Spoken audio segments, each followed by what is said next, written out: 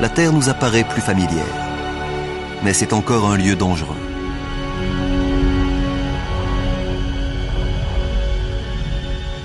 La force des vents dépasse sans doute celle de nos ouragans les plus destructeurs.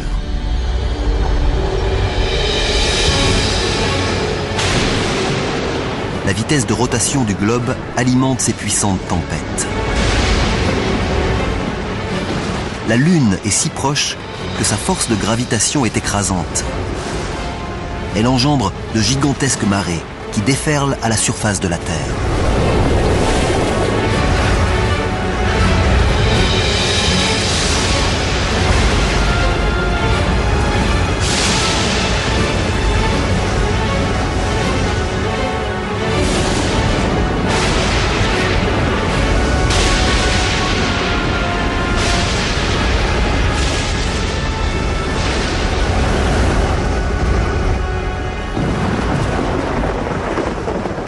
Mais au fil du temps, la Lune s'éloigne.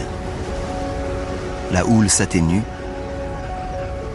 et la rotation de notre planète ralentit.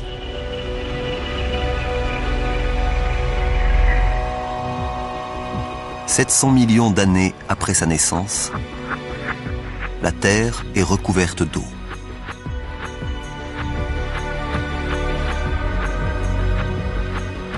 Mais on distingue des formes étranges à la surface. Ce sont de petits îlots rocheux qui semblent venir de nulle part.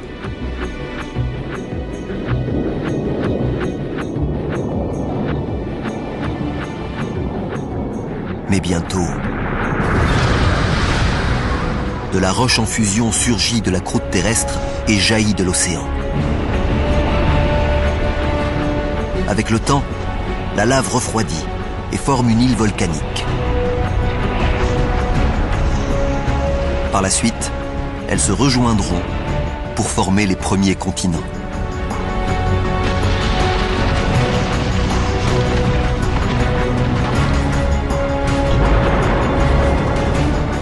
Notre jeune planète est recouverte d'eau et de terre. Elle commence à ressembler à celle que nous connaissons aujourd'hui. Mais l'atmosphère est toxique et la chaleur bien trop élevée pour que la vie s'y développe.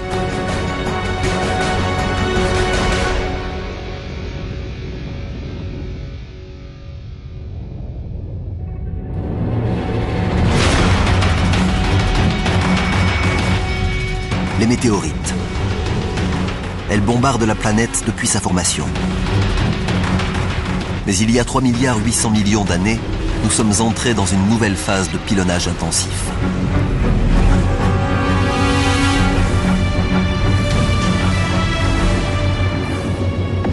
Elles qui ont déjà apporté des molécules d'eau contiennent cette fois autre chose.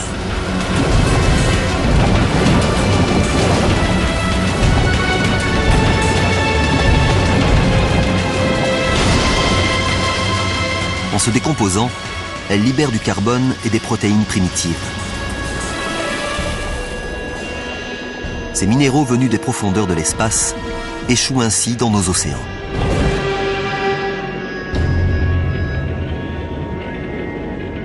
Au-delà de 300 mètres de profondeur, il fait sombre, car les rayons du soleil sont filtrés par la densité de l'eau. Et la température est glaciale.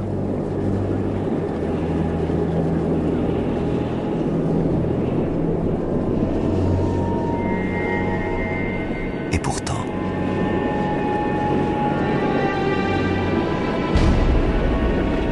cette cité de cheminées sous-marines n'est pas un mirage.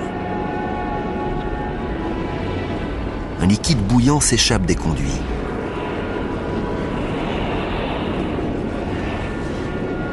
En s'infiltrant à travers des crevasses dans la croûte terrestre, l'eau de mer se réchauffe et se charge en minéraux et en gaz. Elle regagne l'océan sous la forme d'une mixture active qui donne naissance à ces concrétions.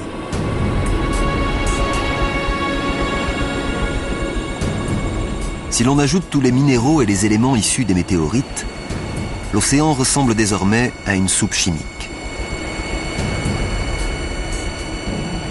Il est impossible de déterminer quand et comment cela s'est produit, mais ces différents composants se sont assemblés pour créer la vie. L'eau est maintenant saturée d'organismes microscopiques. Ces bactéries monocellulaires sont les plus anciennes formes de vie sur Terre.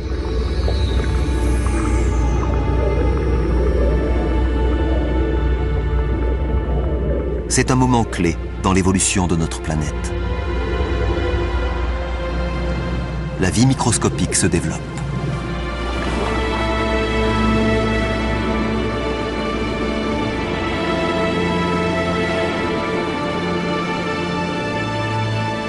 Mais 300 millions d'années s'écoulent sans que rien ne change. Le processus évolutif s'est bloqué. Seules persistent les bactéries monocellulaires.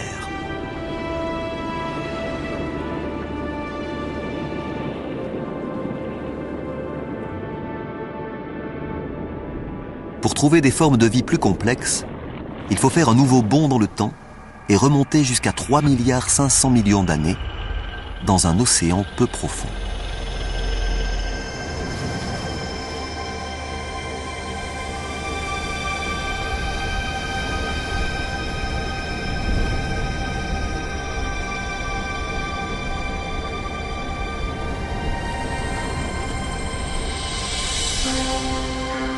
Ces formations ressemblent à des rochers, ou peut-être même à des plantes aquatiques.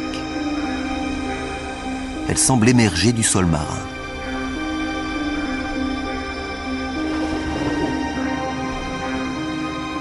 C'est une colonie de stromatolites. Chacune d'entre elles représente un amas de bactéries vivantes.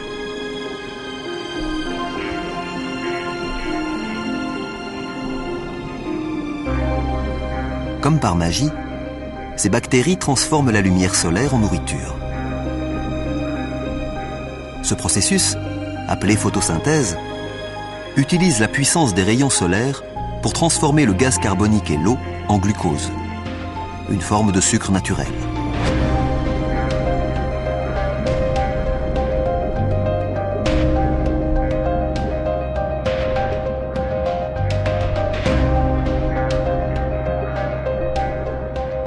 Et cette métamorphose libère un produit dérivé, un gaz, l'oxygène. Lentement, les stromatolites remplissent l'océan d'oxygène.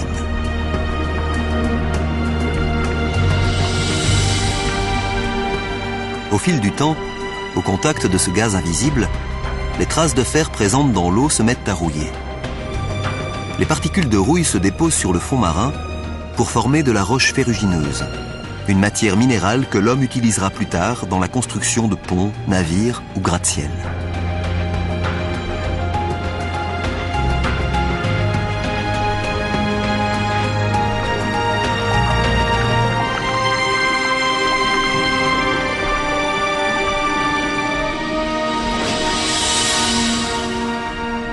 À la surface, l'oxygène transforme l'atmosphère.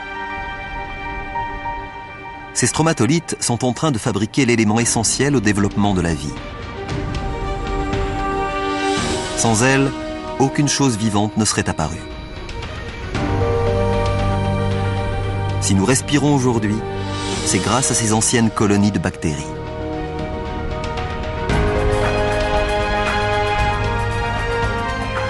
Au cours des 2 milliards d'années qui suivent, le niveau d'oxygène continue d'augmenter.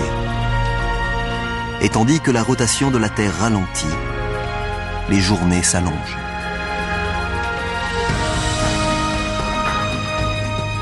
À présent, elles durent environ 16 heures. Nous commençons à comprendre que la formation d'une planète est un long, très long processus. Il y a 1,5 milliard d'années, soit environ 3 milliards d'années après la naissance de la Terre, aucune forme de vie complexe, aucune plante n'est encore apparue. Mais la Terre dispose d'un atout qui la distingue des autres planètes, une force qui a le pouvoir de tout changer.